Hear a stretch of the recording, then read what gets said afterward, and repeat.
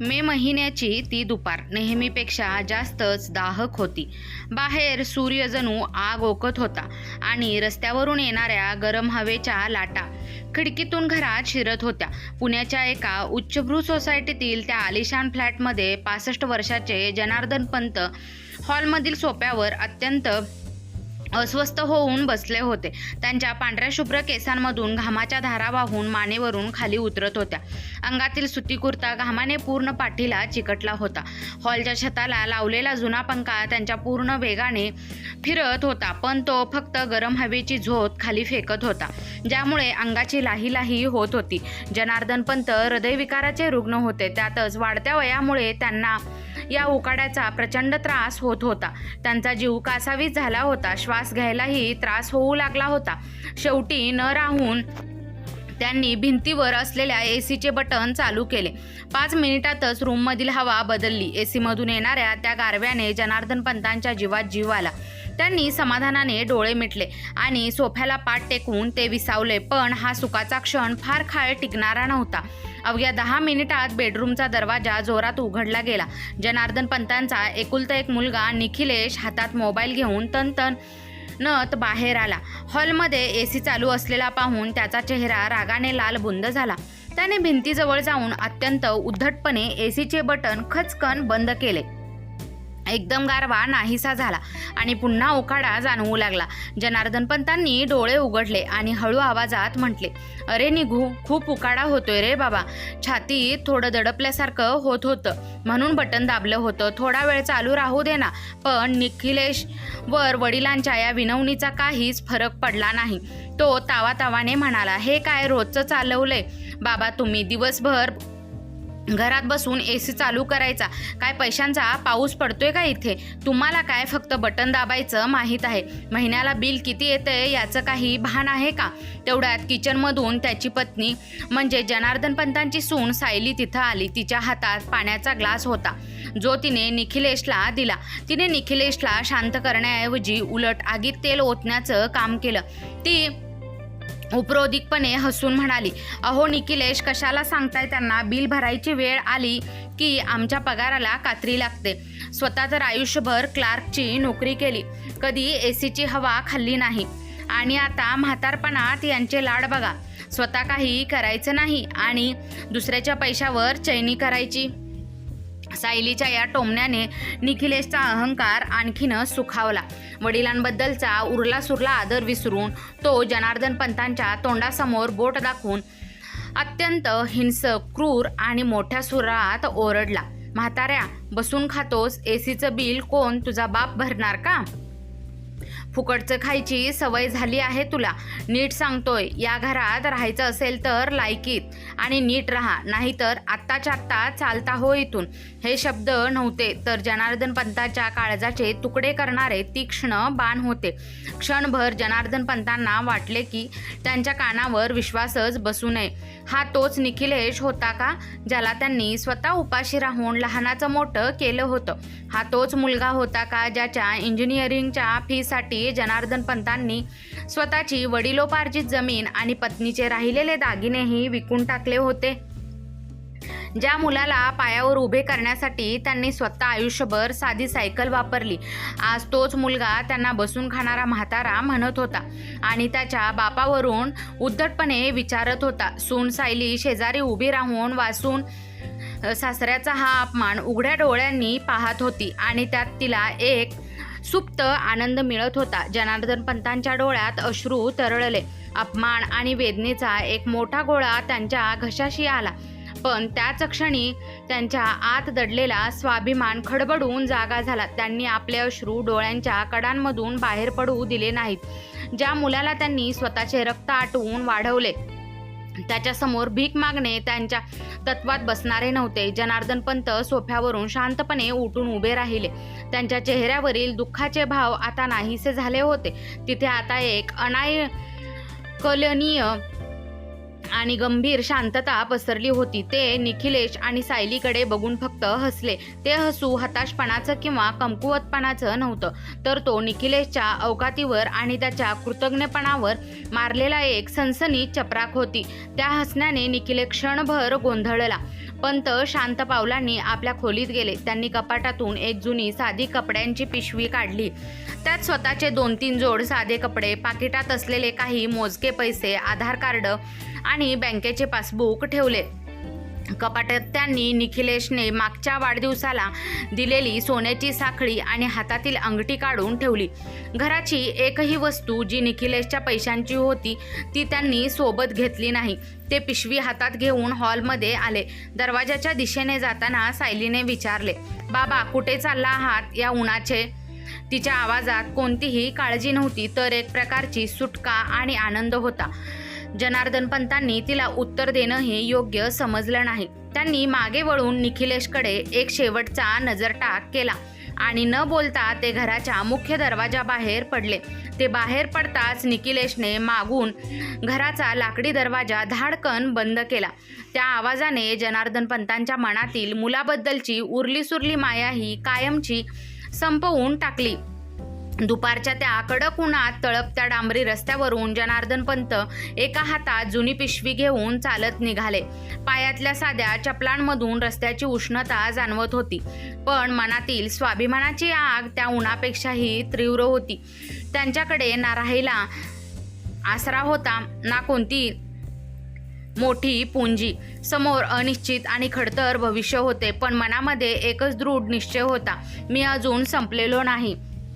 ज्या मुलाने मला माझा बाप बिल भरेल का असं विचारलं, त्याला माझा बाप कोण आहे आणि मी काय करू शकतो हे दाखवून दिल्याशिवाय मी मरणार नाही. घराचा दरवाजा पाठीमागे धाडकन बंद झाला आणि त्या आवाजासोबत जनार्दन पंतांचे मागचे आयुष्यही तिथे संपुष्टात आले. भर दुपारच्या उन्हात रस्त्यावरून चालताना त्यांच्या पायाखालचे डांबर जणू पेटले होते. डोक्यावर सूर्य आग ओकत होता, पण पंतांना त्या उष्णतेची जाणीवच होत नव्हती. त्यांच्या मनात निखिलेशचे ते शब्द चक्रासारखे फिरत होते, बसून खातोस, बिल काय तुझा बाप भरणार का? या वयात स्वतःच्या मुलाकडून मिळालेली ही वागणूक त्यांच्या आत्म्याला डागत होती. चालता चालता पंतांचे पाय एका जुन्या मारुतीच्या मंदिरापाशी थांबले. मंदिराच्या ओट्यावर असलेल्या वडाच्या झाडाची दाट सावली पाहून ते तिथेच कट्ट्यावर बसले. हातातील पिशवी बाजूला ठेवली. घसा कोरडा पडला होता. मंदिराच्या कोपऱ्यात ठेवलेल्या मातीच्या माठातून त्यांनी तांब्याभर पाणी प्यायले. पाण्याचा तो एक घोट त्यांच्या घशाखाली उतरला. तशी त्यांच्या मनातील अस्वस्थता थोडी शांत झाली आणि ते विचार करू लागले, आता पुढे कुठे जायचे हा सगळ्यात मोठा प्रश्न त्यांच्यासमोर होता. त्यांच्या खिशात अवघे 3,500 रुपये होते आणि बँकेच्या खात्यात काही हजार. निवृत्तीनंतर मिळालेली ग्रॅज्युएटी आणि PFचे सगळे पैसे त्यांनी निखिलेशच्या फ्लॅटचे कर्ज फेडण्यासाठी आणि त्याच्या व्यवसायासाठी आधीच देऊन टाकले होते. स्वतःच्या नावावर त्यांनी काहीच ठेवले नव्हते. नातलग मित्र यांच्याकडे जाऊन राहणे त्यांच्या स्वाभिमानाला मंजूर नव्हते. कोणासमोरही लाचार होऊन मुलाने घरातून काढले पाडा वाचायचा नाही हा त्यांनी पक्का निश्चय केला होता. तेवढ्यात मंदिराचे पुजारी साने गुरुजी तिथे आले. जनार्दन पंतांना ते जुने ओळखत होते. पंतांच्या चेहऱ्यावरील नैराश्य आणि हातातील पिशवी पाहून त्यांना संशय आला. काय पंत, या उन्हातानात इथे कट्ट्यावर आणि हातात पिशवी, सगळं ठीक आहे ना? साने गुरुजींनी काळजीने विचारले. जनार्दन पंतांनी स्वतःला सावरले. चेहऱ्यावर एक खोटे हसू आणत ते म्हणाले, हो गुरुजी, सगळं ठीक आहे. जरा शहराबाहेर एका कामासाठी निघालो होतो, तर म्हटलं इथे थोडा वेळ विसावा घ्यावा. पण साने गुरुजी अनुभवी होते. ते पंतांचा हात हातात घेत म्हणाले, पंत, निखिलेश आणि तुमच्यात काही वाद झालाय का? तुमचे डोळे खोटे बोलत नाहीत. हवं तर आजची रात्र माझ्या घरी राहा. पंतांनी नकारार्थी मान हलवली. नाही गुरुजी, खूप धन्यवाद, पण मला माझी लढाई स्वतः लढायची आहे. मला फक्त एक मदत करा. शहराच्या वेशीवर ती जुनी औद्योगिक वसाहत MIDC आहे. तिथे राहण्यासाठी एखादी छोटी खोली आणि काही काम मिळू शकेल का? साने गुरुजींनी पंतांच्या डोळ्यातील निश्चय पाहिला. त्यांनी जास्त प्रश्न न विचारता आपल्या खिशातून एक कागद काढला आणि त्यावर एका व्यक्तीचे नाव आणि नंबर लिहिला. हे घ्या पंत, तिथे माझे एक ओळखीचे मारवाडी शेठ आहेत, मदनलालजी. त्यांची एक जुनी बंद पडलेली ऑइल मिल आणि गोडाऊन आहे. तिथे रखवालीसाठी आणि हिशोब ठेवण्यासाठी त्यांना एका प्रामाणिक माणसाची गरज आहे. तिथल्याच गोडाऊनच्या कोपऱ्यात एक छोटी खोली आहे. कदाचित तुमची सोय होईल. जनार्दन पंतांच्या डोळ्यात आशेचा एक किरण चमकला. त्यांनी साने गुरुजींचे आभार मानले आणि ते लगेच तिथून बस पकडून शहराबाहेरच्या त्या औद्योगिक वसाहतीकडे निघाले. संध्याकाळच्या सुमारास पंत मदनलाल शेठ यांच्या गोडाऊनवर पोहोचले. परिसर रिकामा, शांत आणि धूळ साचलेला होता. मदनलाल शेठ तिथेच एका लहान केबिनमध्ये बसले होते. साने गुरुजींचा संदर्भ दिल्यानंतर शेठजींनी पंतांकडे निरखून पाहिले. पंत, वय तर तुमचं जास्त दिसतंय. हे कष्टाचं काम तुम्हाला जमेल काय? इथे रात्रीची राखण करावी लागेल आणि गोडाऊनमध्ये येणाऱ्या जाणाऱ्या साहित्याची नोंद ठेवावी लागेल. शेठजींनी रोखठोक विचारले. जनार्दन पंत ताठ मानेने म्हणाले, शेठजी, वयाने म्हातारा झालो असेन, पण बुद्धी आणि प्रामाणिकपणा अजून शाबूत आहे. आयुष्यभर बँकेत आणि सरकारी कार्यालयात हिशोबांचंच काम केलंय. तुमच्या हिशोबात एक पैशाचीही चूक होणार नाही आणि रात्रीच्या राखणीला मी कमी पडणार नाही. तुम्ही फक्त मला राहायला जागा आणि महिन्याला पोट भरण्यापुरते पैसे द्या. पंतांच्या आवाजातील आत्मविश्वास आणि स्पष्टवक्तेपणा मदनलाल शेठ यांना भावला. त्यांनी पंतांना कामावर ठेवले. पगारापोटी महिन्याला 8,000 रुपये आणि राहण्यासाठी गोडाऊनच्या कोपऱ्यातील ती पत्र्याची खोली देण्याचे मान्य केले. ती खोली अतिशय साधी होती. एका कोपऱ्यात लोखंडी खाट, एक जुना टेबल खुर्ची आणि पाण्याचा माठ, इतकीच काय ती व्यवस्था होती. पंतांनी पिशवीतून आपले कपडे काढले, खाटेवर हंतरून घातले. गोडाऊनच्या बाहेरून त्यांनी साधे वडापाव आणि चहा आणून रात्रीचे जेवण केले. रात्रीच्या वेळी पत्र्याच्या छतावरून गार वारा येत होता. घराच्या त्या एसीच्या हवेपेक्षा त्या पत्र्याच्या खोलीतील वारा पंतांना जास्त सुखावह वाटत होता, कारण त्यात लाचारी नव्हती तर स्वाभिमानाचा सुगंध होता.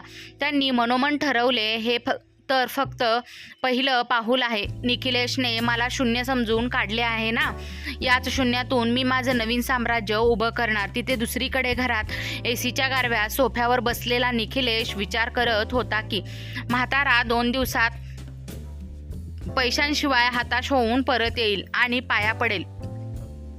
पण त्याला हे माहीत नव्हते की ज्या बापाने त्याला घडवले तो बाप आता स्वतःचा नवा इतिहास लिहिण्यास सज्ज झाला होता. गोडाऊनमधील रखवाली आणि हिशोबाचे काम करत जनार्दन पंतांना आता 2 महिने झाले होते. सकाळी उठून गोडाऊनची साफसफाई करणे, येणाऱ्या ट्रक्सची नोंद ठेवणे आणि मदनलाल शेठ यांच्या ऑइल मिलचा कच्चा आणि पक्का माल याचा चोख हिशोब ठेवणे हा त्यांचा रोजचा दिनक्रम बनला होता. निवृत्त बँक कर्मचारी असल्यामुळे पंतांचा हिशोब इतका अचूक होता की मदनलाल शेठ यांच्या व्यवसायातील हजारो रुपयांची होणारी गळती आणि चोरी पंतांनी पकडून दिली. शेठजी पंतांवर कमालीचे खुश झाले होते, पण जनार्दन पंत फक्त एवढ्यावरच थांबणारे नव्हते. त्यांच्या मनात निखिलेशचे ते टोमणे सतत आग पेटवत होते. त्यांना काहीतरी मोठे करायचे होते. त्या औद्योगिक वसाहतीमध्ये MIDC मध्ये हजारो मजूर आणि इंजिनियर्स काम करत होते. दुपारच्या वेळी या सर्वांना जेवणासाठी चांगल्या खानावळीची किंवा हॉटेलची मोठी अडचण होती. जे काही धाबे होते तिथे अतिशय तेलकट आणि अस्वच्छ जेवण मिळायचे. पंतांनी ही गरज ओळखली. त्यांच्या पत्नीच्या निधनानंतर घरात स्वतः स्वयंपाक केल्यामुळे पंताच्या हाताला अप्रतिम चव होती. विशेषतः मराठी मोळी तेलाची पुरणपोळी, मऊसूत आंबोळी, शेवयाची खीर आणि चवदार मटार पनीर बनवण्यात त्यांचा हातखंडा होता. एक दिवस त्यांनी मदनलाल शेठ यांच्याकडे आपला विचार मांडला. शेठजी, या MIDCच्या परिसरात दुपारच्या जेवणाची खूप आबाळ होते. जर तुमची परवानगी असेल तर गोडाऊनच्या बाहेरील मोकळ्या जागेत मी दुपारच्या वेळी मजुरांसाठी आणि अधिकाऱ्यांसाठी घरगुती जेवणाचा एक छोटा डबा, टिफिन आणि नाश्ता केंद्र सुरू करू इच्छितो. यामुळे तुमच्या कामात काहीच अडथळा येणार नाही. मदनलाल शेठ पंतांच्या प्रामाणिकपणावर खुश होतेच. त्यांनी लगेच होकार दिला. इतकेच नाही तर सुरुवातीला लागणारी भांडी आणि किराणा सामान आणण्यासाठी पंतांना 10,000 रुपये उसने दिले.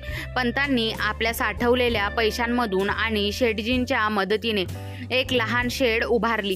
त्यांनी आपल्या या छोट्याशा उपक्रमाचे नाव ठेवले माऊली अन्नपूर्णा गृहउद्योग. पहिल्या दिवशी पंतांनी स्वतः सकाळी 4 वाजता उठून मऊ आणि गरमागरम आंबोळी आणि चटणी बनवली. दुपारी साध्या पण चवदार घरगुती जेवणाचे 20 डबे तयार केले. सुरुवातीला काही मजूर तिथे आले. पंतांच्या हाताची चव आणि जेवणातील आपुलकी मजुरांच्या थेट काळजाला भिडली. अवघ्या 15 दिवसात पंतांच्या जेवणाची कीर्ती संपूर्ण MIDC परिसरात पसरली. मोठमोठ्या कंपन्यांमधील मॅनेजर्स आणि इंजिनियर्स दुपारी पंतांच्या शेडवर गाडी लावून जेवायला येऊ लागले. पंतांच्या तेलाच्या पुरणपोळ्या आणि मटार पनीरची चव घेण्यासाठी लोक रांगा लावू लागले. जेवणाचा दर्जा उत्तम आणि किंमत रास्त असल्यामुळे मजुरांपासून ते साहेबांपर्यंत सगळेच पंतांचे फॅन झाले. अवघ्या 6 महिन्यात दिवसाला 20 डब्यांवरून सुरू झालेला हा प्रवास रोजच्या 500 डब्यांवर आणि केटरिंगच्या ऑर्डर्सवर जाऊन पोहोचला. पंतांनी कामासाठी 4 गरजू महिला आणि 2 मुलांना कामावर ठेवले, ज्यांना ते चांगला पगार देऊ लागले. पंतांची ती पत्र्याची खोली आता एका मोठ्या केटरिंग व्यवसायाचे मुख्य कार्यालय बनली होती.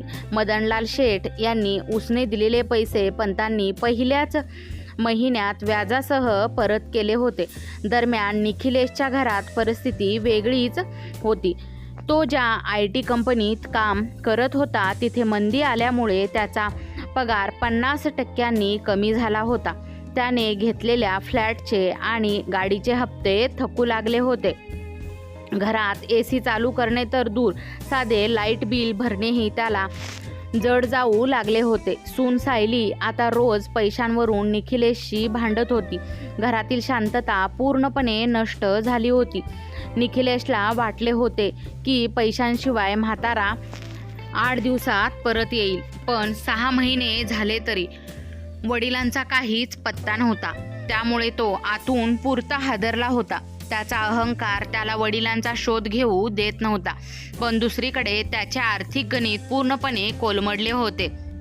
एका रविवारी निखिलेशचा एक बालमित्र, जो एका मोठ्या मॅन्युफॅक्चरिंग कंपनीत मॅनेजर होता, तो निखिलेशला भेटायला आला.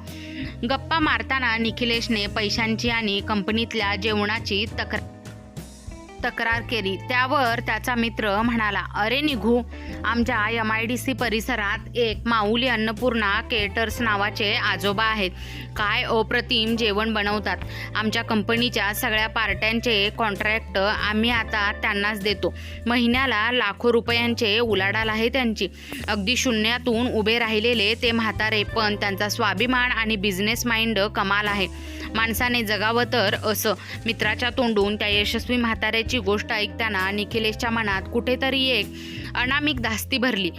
त्याला माहीत नव्हते की त्याचा मित्र ज्या माऊली अन्नपूर्णाच्या मालकाचे कौतुक करत आहे ते दुसरे तिसरे कोणी नसून त्यानेच घरातून हाकलून दिलेले त्याचे स्वतःचे वडील जनार्दन पंत होते. माऊली अन्नपूर्णा केटर्स हे नाव आता संपूर्ण औद्योगिक वसाहतीत एका ब्रँडसारखे गाजू लागले होते.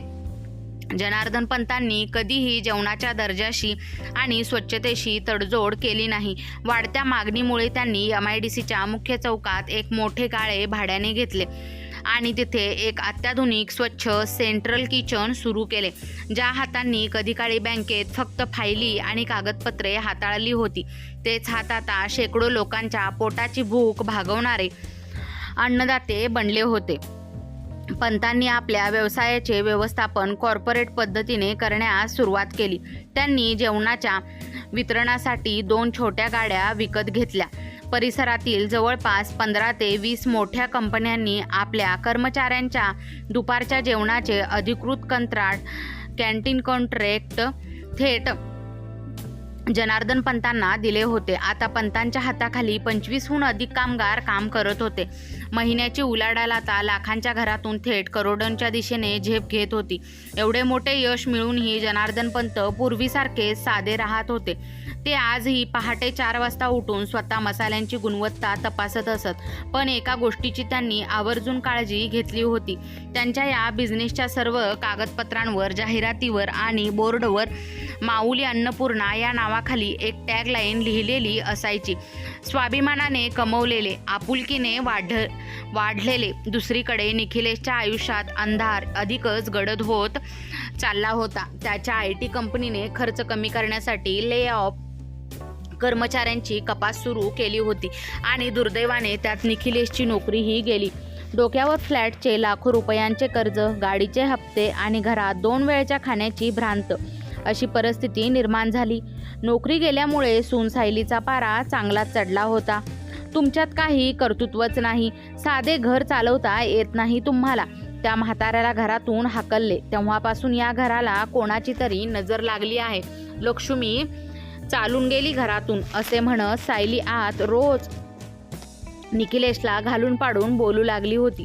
निखिलेशला आता त्या दुपारची आठवण येत होती, जेव्हा त्याने वडिलांना ACच्या बिलावरून तुझा बाप भरणार का म्हणून अपमानित केले होते. त्याला आता समजले होते की वडिलांचा जो आशीर्वाद त्या घरावर होता तो गेल्यामुळेच आज त्याची ही अवस्था झाली आहे. पण त्याचा अहंकार अजूनही त्याला वडिलांचा शोध घेण्यापासून रोखत होता. एक दिवस निखिलेशला त्याच्या मित्राकडून कळाले की MIDC परिसरातील एका नामांकित फूड ब्रँडला त्यांच्या वाढत्या व्यवसायासाठी एक ऑपरेशन्स आणि लॉजिस्टिक मॅनेजर हवा आहे, जो गाड्यांचे आणि वितरणाचे मॅनेजमेंट पाहू शकेल. पगार चांगला आहे आणि सध्याच्या परिस्थितीत निखिलेशला कोणत्याही नोकरीची नितांत गरज होती. निखिलेशने कसलाही विचार न करता त्या कंपनीत आपल्या नोकरीचा अर्ज रिझ्यूम पाठवला. 2 दिवसातच त्याला कंपनीकडून मुलाखतीसाठी, इंटरव्ह्यूसाठी बोलवणारा ईमेल आला. ईमेलवर कंपनीचे नाव लिहिले होते, माऊली अन्नपूर्णा ग्रुप ऑफ हॉस्पिटॅलिटी. मुलाखतीचा दिवस उजाडला. निखिलेशने त्याचा एकमेव उरलेला चांगला सूट घातला आणि तो मुलाखतीसाठी दिलेल्या पत्त्यावर पोहोचला. MIDC मधील ती भव्य कॉर्पोरेट दिसावी अशी 2 मजली इमारत पाहून निखिलेश थक्क झाला. बाहेर माऊली अन्नपूर्णाचा मोठा फिरणारा LED बोर्ड चमकत होता. वा, या कंपनीच्या मालकाने नक्कीच खूप मोठी मेहनत करून हे साम्राज्य उभे केले असणार, निखिलेशने मनोमन विचार केला आणि तो इमारतीमध्ये शिरला. तिथल्या रिसेप्शनिस्टने त्याला पहिल्या मजल्यावरील मुख्य MD मनपुवरिंग डायरेक्टर यांच्या केबिन बाहेर थांबायला सांगितले. निखिलेश अत्यंत उत्सुकतेने आणि आदराने त्या केबिनच्या दाराकडे पाहत होता. त्याच्या मनात त्या अज्ञात यशस्वी बिझनेसमॅनबद्दल प्रचंड आदर निर्माण झाला होता. थोड्या वेळाने आतून शिपाई बाहेर आला आणि म्हणाला, निखिलेश सर, साहेबांनी तुम्हाला आत बोलावले आहे.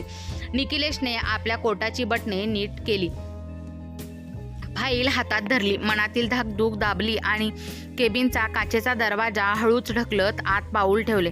केबिन अतिशय आलिशान होती. समोर एका फिरणाऱ्या मोठ्या लेदरच्या खुर्चीची पाठ दाराकडे होती, म्हणजेच मालक पाठीमागे वधून खिडकी बाहेर पाहत होते. केबिनमध्ये ACचा गारवा होता. निखिलेश आदराने म्हणाला, गुड मॉर्निंग सर, मी निखिलेश, इंटरव्ह्यूसाठी आलो होतो. त्या आवाजाने खुर्ची हळूहळू दाराच्या दिशेने फिरली. जशी खुर्ची पूर्ण फिरली आणि त्यावर बसलेल्या व्यक्तीचा चेहरा निखिलेशच्या समोर आला, तसा निखिलेशच्या पायाखालची जमीनच सरकली. त्याच्या हातातील फाईल सटकून थेट जमिनीवर पडली. डोळे विस्पारले आणि घसा कोरडा पडला. समोर पांढऱ्या शुभ्र कुर्त्यामध्ये एक वेगळेच तेज आणि स्वाभिमान घेऊन खुर्चीवर बसलेली ती व्यक्ती दुसरे कोणी नसून त्याचे स्वतःचे वडील जनार्दन पंत होते. निखिलेशला आपल्या डोळ्यांवर विश्वासच बसत नव्हता. ज्या वडिलांना त्याने एका वर्षापूर्वी रस्त्यावरचा भिकारी समजून घरातून हाकलून काढले होते, ते आज एका करोडोंच्या कंपनीचे मालक म्हणून त्याच्या समोर बसले होते. निखिलेशला जीवनातील सर्वात मोठा आणि जबरदस्त धक्का बसला होता. निखिलेश केबिनमध्ये जणू एखादा पुतळा बनून उभा होता. त्याच्या शरीरातून घामाच्या धारा सुटल्या होत्या. ज्या ACच्या बिलावरून त्याने वडिलांना घरातून हाकलले होते, आज त्याच वडिलांच्या आलिशान वातानुकूलित केबिनमध्ये उभे राहण्याची त्याची लायकी उरली नव्हती. काही मिनिटे केबिनमध्ये प्रचंड शांतता होती. जनार्दन पंतांनी टेबलवर ठेवलेला पाण्याचा ग्लास पुढे केला आणि शांत आवाजात म्हणाले, पाणी पी निखिलेश, चेहरा खूप सुकलाय तुझा. त्यांच्या आवाजात कोणताही राग नव्हता, एक अथांग शांतता होती. निखिलेशने थरथरत्या हाताने पाण्याचा ग्लास घेतला, 2 घोट प्यायले आणि खाली मान घालून म्हणाला, बाबा तुम्ही इथे? जनार्दन पंत खुर्चीवरून उठले आणि खिडकीपाशी जाऊन उभे राहिले. त्यांनी बाहेर उभ्या असलेल्या अन्नपूर्णा गृहउद्योगाच्या गाड्यांकडे बोट दाखवले आणि म्हणाले, हो निखिलेश, मीच. गेल्या वर्षी जेव्हा तू मला घरातून काढलंस तेव्हा माझ्याकडे फक्त 2 जोड कपडे आणि माझा स्वाभिमान होता. तू मला विचारलं होतंस ना, एसीचं बिल तुझा बाप भरणार का? आज या संपूर्ण इमारतीचं, इथल्या 20 एसीचं आणि माझ्या हाताखालील काम करणाऱ्या 25 लोकांच्या घराचं बिल हा म्हातारा एकटा भरतोय. पंतांचे हे शब्द निखिलेशच्या कानात पिघळलेल्या शिशासारखे टोचत होते. तो ढसाढसा रडू लागला. तो धावत गेला आणि वडिलांच्या पाया पडू लागला. बाबा, मला माफ करा, माझं चुकलं. मी पैशांच्या नशेत आंधळा झालो होतो. माझी नोकरी गेली आहे, घर जप्त व्हायच्या मार्गावर आहे. सायली रोज भांडते. बाबा प्लीज घरी परत चला. जनार्दन पंतांनी निखिलेशला हाताला धरून उठवले, पण त्यांच्या डोळ्यात आता मुलाबद्दलची ती जुनी माया नव्हती. ते गंभीरपणे म्हणाले, निखिलेश, मी त्या दिवशीच मेलो ज्या दिवशी तू मला घरातून काढलंस. आज जो तुझ्यासमोर उभा आहे तो फक्त एक उद्योजक आहे. मी तुझ्या घरी परत येणार नाही, कारण माझी जागा आता या कर्मचाऱ्यांच्या आणि मजुरांच्या मनात आहे. त्यांनी जमिनीवर पडलेली निखिलेशच्या नोकरीची फाईल उचलली आणि ती त्याच्या हातात दिली. तू इथे ऑपरेशन्स मॅनेजरच्या नोकरीसाठी इंटरव्ह्यू द्यायला आला होतास ना? तुझी लायकी आणि अनुभव चांगला आहे. एक बिझनेसमन म्हणून मी तुला ही नोकरी देऊ शकतो. कंपनीच्या नियमानुसार तुला पगार मिळेल, पण लक्षात ठेव, मी तुझा बॉस असेन, बाप नाही. विचार कर, तुला स्वाभिमानाने काम करून स्वतःचे कर्ज फेडायचं आहे की इथूनही पळून जायचे आहे? पंतांनी रोखठोक विचारले. निखिलेशने वडिलांकडे पाहिले. त्याला समजले होते की वडिलांनी त्याला माफ केले नसेल, तरी एक माणूस म्हणून त्याला उभे राहण्याची शेवटची संधी दिली होती. त्याने डोळे पुसले आणि मान डोलावली. मला मंजूर आहे सर, मी उद्यापासून कामावर येतो. निखिलेश केबिन बाहेर पडला. त्याला त्याच्या कर्माचे फळ मिळाले होते. तर दुसरीकडे जनार्दन पंत आपल्या स्वाभिमानाच्या शिखरावर ताठ मानेने उभे होते. निखिलेश कंपनीतून बाहेर पडला खरा, पण त्याच पाय जमिनीवर ठरत नव्हते. घरी पोहोचताच त्याचा चेहरा पाहून सायलीने नेहमीप्रमाणे टोमणा मारला. काय झालं? तिथेही नकार मिळाला का? तुमच्या या चेहऱ्यावरूनच वाटतंय की काही होणार नाही. निखिलेशने शांतपणे सायलीकडे पाहिले आणि म्हणाला, नोकरी मिळाली आहे सायली, पण कंपनीच्या मालकाची एक अट आहे. उद्या सकाळी त्यांनी तुला आणि मला दोघांनाही एकत्र ऑफिसमध्ये बोलावले आहे, तर जॉईनिंग लेटर मिळणार आहे. सायलीला थोडे आश्चर्य वाटले, पण घरातल्या पैशांच्या चणचणीमुळे ती लगेच तयार झाली. ठीक आहे, नक्कीच काहीतरी मोठी पोस्ट असणार, म्हणून मालकाला मला भेटायचे असेल, मी येईन तुमच्यासोबत. दुसऱ्या दिवशी सकाळी निखिलेश आणि सायली माऊली अन्नपूर्णा ग्रुपच्या मुख्य कार्यालयात पोहोचले. तिथली भव्यता पाहून सायलीचे डोळे पांढरे झाले. मनातल्या मनात ती विचार करत होती की अशा मोठ्या कंपनीत निखिलेशला नोकरी मिळाली तर त्यांचे सगळे दिवस बदलतील. दोघेही MDच्या केबिन बाहेर थांबले. शिपायाने दरवाजा उघडला आणि त्यांना आत सोडले. सायली अत्यंत आदराने आणि चेहऱ्यावर एक खोटं हसू आणून आत शिरली, पण केबिनमधील मुख्य खुर्चीवर बसलेल्या व्यक्तीला पाहताच तिच्या चेहऱ्यावरचे हसू हवेत विरून गेले. तिच्या हातापायाला कापरं भरलं. खुर्चीवर जनार्दन पंत अत्यंत रुबाबाने बसले होते. केबिनमधील AC चालू होता आणि त्याचा थंड गारवा संपूर्ण खोलीत पसरला होता. जनार्दन पंतांनी सायलीकडे पाहिले आणि टेबलावर असलेले एक कागदपत्र पुढे सरकवले. ते शांत पण करड्या आवाजात म्हणाले, या सायलीबाई बसा. ओळखलं का या म्हाताऱ्याला? सायलीच्या तोंडून एक शब्दही निघेना. ती फक्त भीतीने थरथर कापत होती. तिला त्या दुपारचे स्वतःचे शब्द आठवले. आयुष्यभर क्लार्कची नोकरी केली, स्वतः काही करायचं नाही आणि दुसऱ्याच्या पैशावर चैनी करायची. पंत पुढे म्हणाले, सायली, त्या दिवशी तुम्ही म्हणालात ना की स्वतः काही केलं नाही. हे बघा, आज ही संपूर्ण कंपनी, या गाड्या, हे साम्राज्य या म्हाताऱ्याने स्वतःच्या हिमतीवर उभं केलं आहे. आणि निखिलेश, तू विचारलं होतंस ना की एसीचं बिल तुझा बाप भरणार का? आज मी फक्त या ऑफिसचंच नाही, तर ज्या घरात तुम्ही राहताय आणि ज्याचा हप्ता थकलाय त्या तुमच्या घराचं कर्जही एका झटक्यात फेडू शकतो. एवढी श्रीमंती या बापानं कमवली आहे. सायलीने आता निखिलेशने दोघांनीही खाली मान घातली. त्यांच्या अहंकाराचा फुगा पूर्णपणे फुटला होता. ज्या सासू सासऱ्यांचा त्यांनी अपमान केला तेच आज त्यांच्यापेक्षा 1000 पटीने मोठे होऊन समोर उभे होते.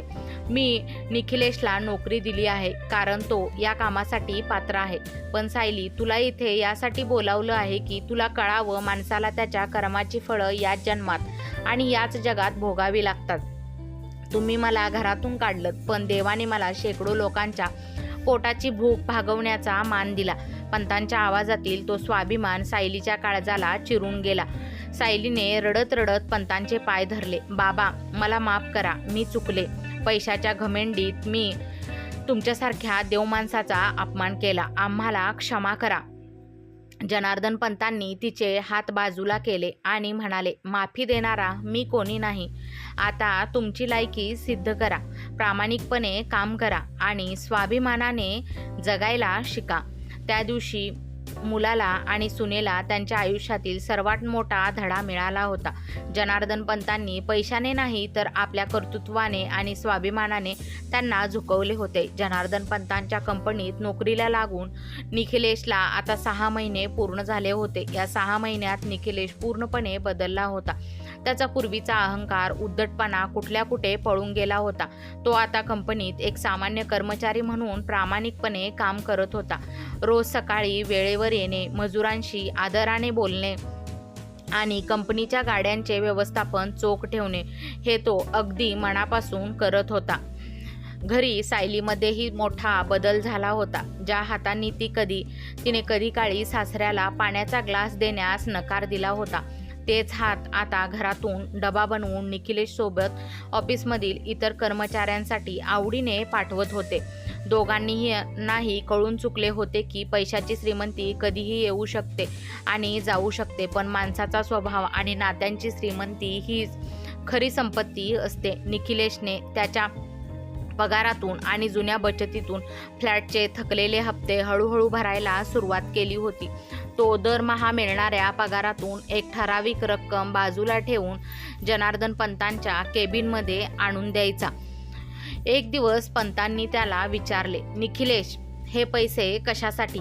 निखिलेशने खाली मान घालून डोळ्यात अश्रू आणून म्हटले, सर, हे माझ्या पहिल्या काही महिन्यांच्या पगारातील पैसे आहेत. मी जे काही कमावतोय त्यातला हा एक भाग आहे. तुम्ही त्या दिवशी म्हणालात ना की एसीचं बिल कोण भरणार? बाबा, मी तुमच्या त्या एसीच्या बिलाची भरपाई कधीच करू शकत नाही, पण हा माझ्या पश्चातापाचा एक लहानसा वाटा आहे. कृपया हे पैसे स्वीकारा. मुलाच्या चेहऱ्यावरील तो प्रामाणिकपणा, पश्चाताप आणि बदल पाहून जनार्दन पंतांचे वडिलकीचे हृदय थोडे हेलावले. त्यांनी ते पैसे हातात घेतले, पण स्वतःकडे न ठेवता ते तिथेच उभ्या असलेल्या ऑफिसच्या शिपायाला दिले आणि म्हणाले, या पैशातून आपल्या MIDCतील गरीब कामगारांच्या मुलांसाठी पुस्तके आणि शैक्षणिक साहित्य आण. पंतांनी निखिलेशच्या खांद्यावर हात ठेवला.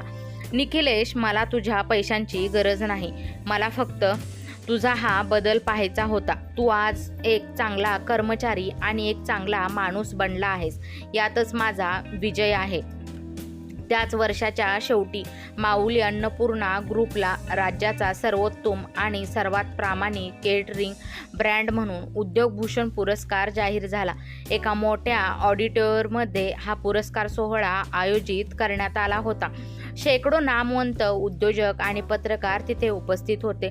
जेव्हा जनार्दन पंतांचे नाव पुकारले गेले तेव्हा संपूर्ण हॉल टाळ्यांच्या कडकडाटाने गुंजून उठला. पंत स्टेजवर गेले. त्यांनी पुरस्कार स्वीकारला आणि माईक हातात घेतला. त्यांनी आपल्या भाषणात म्हटले, हा पुरस्कार माझ्या एकट्याचा नाही. आज मी इथे उभा आहे कारण एका वर्षापूर्वी मला माझ्या आयुष्यातील सर्वात मोठा धडा मिळाला. मला एकाने विचारले होते की तुझ्या घरात राहण्याचे बिल तुझा बाप भरेल का?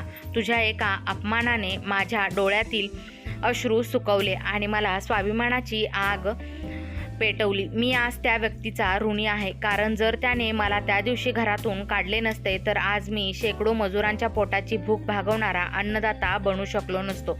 अपमानाला कधीही उत्तराने नाही तर आपल्या कर्तृत्वाने उत्तर द्यावे, हाच निसर्गाचा नियम आहे. प्रेक्षकांमध्ये पहिल्या रांगेत बसलेला निखिलेश आणि सायली हे ऐकून ढसाढसा रडत होते, पण ते अश्रू दुःखाचे नव्हते तर त्यांच्या वडिलांबद्दलच्या आदराचे आणि अभिमानाचे होते.